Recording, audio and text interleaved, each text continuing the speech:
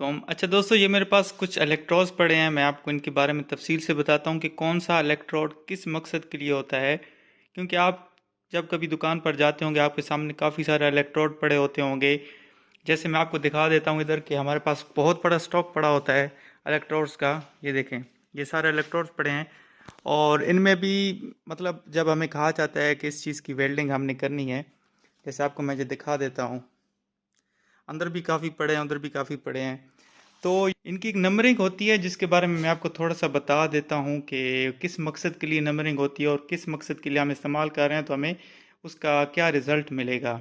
मिसाल के तौर पे ये जो आपके सामने ये मैंने 7 किस्म के इलेक्ट्रोड्स रखे हैं, ये ही हमारी रूटीन यूज़ में आते हैं। ये घूम फिर के उल्टे सीधे नंबर लगा के, लेकिन ये ही 7 किस्म के इलेक्ट्रोड्स हैं जो हम इस्तेमाल करते हैं प्रोजेक्ट वगैरह में। या आप घर में इस्तेमाल कर लें, दरवाजे बनाने वाले जो लोग होते हैं वो इस्तेमाल करते हैं, या किसी भी किस्म के वेल्डिंग में ये 7 किस्म के इलेक्ट्रोड्स जो हैं ये इस्तेमाल होते हैं। मैं आपको बता देता हूँ कि इनका क्या क्या फंक्शन होता है। मिसाल के तौर पे ये आप देख लें, ये CM9CB है।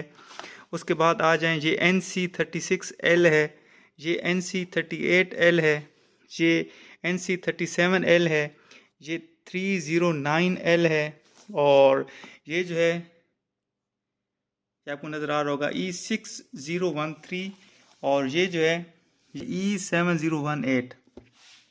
तो अच्छा, जब हम रूटीन के इस्तेमाल करते हैं, मकसद जो हमारे घरों में इस्तेमाल होता है नॉर्मल वेल्डिंग के लिए, जो लोग दरवाजे वगैरह बनाते हैं, खिड़कियां दरवाजे, या कुछ छोटी मोटी वेल्डिंग करते हैं, बड़ी वेल्डिंग करते हैं, तो उसके लिए ये 2 किस्म के इलेक्ट्रोड इस्तेमाल होते हैं जो कार्बन स्टील को वेल्ड करने के लिए इस्तेमाल होते हैं, जिसको हम लोहा भी बोलते हैं। आम लोहे को वेल्डिंग करने के लिए ये 2 इलेक्ट्रोड इस्तेमाल होते हैं। अच्छी अच्छी क्वालिटी के लिए ये इस्तेमाल होता है 7018। ये देख लें, E7018। आगे आप उसको नंबर कोई भी दे दें, लेकिन इसका जो इंटरनेशनल नंबर होता है वो यही होता है कि इलेक्ट्रोड का अपना नंबर कुछ भी हो सकता है, ये ऊपर कुछ भी हो सकता है, लेकिन जो इसका इंटरनेशनल नंबर होगा वो ये होगा E7018।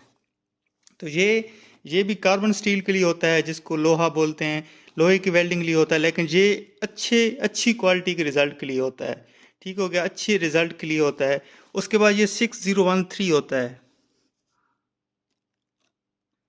E6013। ऊपर नंबर कुछ भी हो सकता है, कंपनी कोई भी हो सकती है, ब्रांड कोई भी हो सकती है, कहीं किसी मुल्क का भी हो सकता है, लेकिन जो होता है ये इंटरनेशनल नंबर होता है, ये E6013।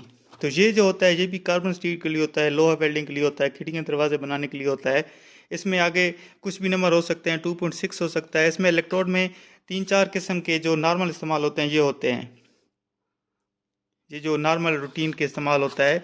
इसमें एक ये नंबर होते हैं, इसका साइज जो होता है, इसमें 2.6 होता है, 1.5 होता है, 3.2 होता है, और 4 mm होता है, और 5 mm होता है, जो नॉर्मल रूटीन में इस्तेमाल होते हैं। इससे जो बड़े होते हैं वो फिर इंडस्ट्रियल यूज़ के लिए और बड़े पैमानों में इस्तेमाल के लिए होते हैं।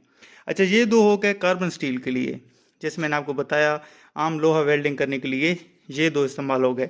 आगे जो सैनिस स्टील होती है, सैनिस स्टील में आगे बहुत सारी कैटेगरियाँ होती हैं। सैनिस स्टील 304 होता है, 3010 होता है, 316 होता है। इसमें सैनिस स्टील बहुत बहुत आगे, सैनिस स्टील में बहुत किस्में हैं।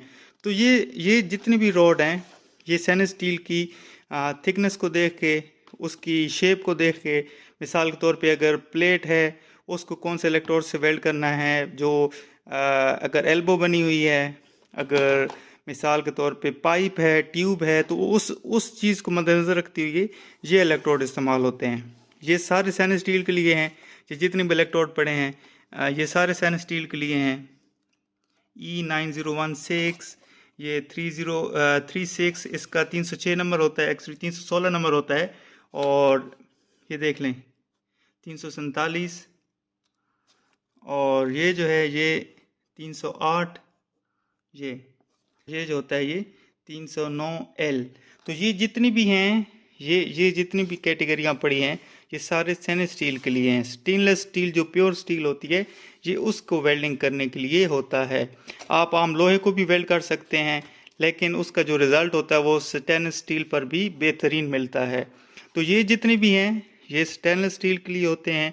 और आगे चीज़ को देख के बनाया जाता है कि उसमें कौन सा इलेक्ट्रोड लग सकता है। तो ये थोड़ी सी मालूमात थी दोस्तों। उस दिन एक भाई पूछ रहे थे कमेंट में कि इलेक्ट्रोड जो होते हैं हमें किस चीज़ के लिए कौन सा इलेक्ट्रोड इस्तेमाल करना चाहिए। तो उम्मीद है आपको ये थोड़ा मोटा मोटा समझ आ गया होगा। अगर आप मज़ीद एक्सप्लेनेशन चाहते हैं तो कमेंट में ज़रूर बताइएगा। इंशाल्लाह ताला मैं डीपली जाके आपको इसके बारे में तफसील से बताऊंगा कि ये जो CM9CB है किस स्टील के लिए है, ये किस स्टील के लिए है, 37, 38, 39, 309, ये जितनी भी कैटेगरियाँ हैं कौन सी स्टील के लिए, किस शेप के स्टील के लिए होती हैं। इसके बाद मैं आपको थोड़ी सी और दिखा देता हूँ जो TIG वेल्डिंग के लिए फिलर वगैरह होते हैं।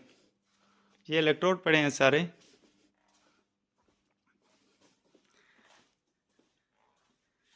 तो ये होते हैं,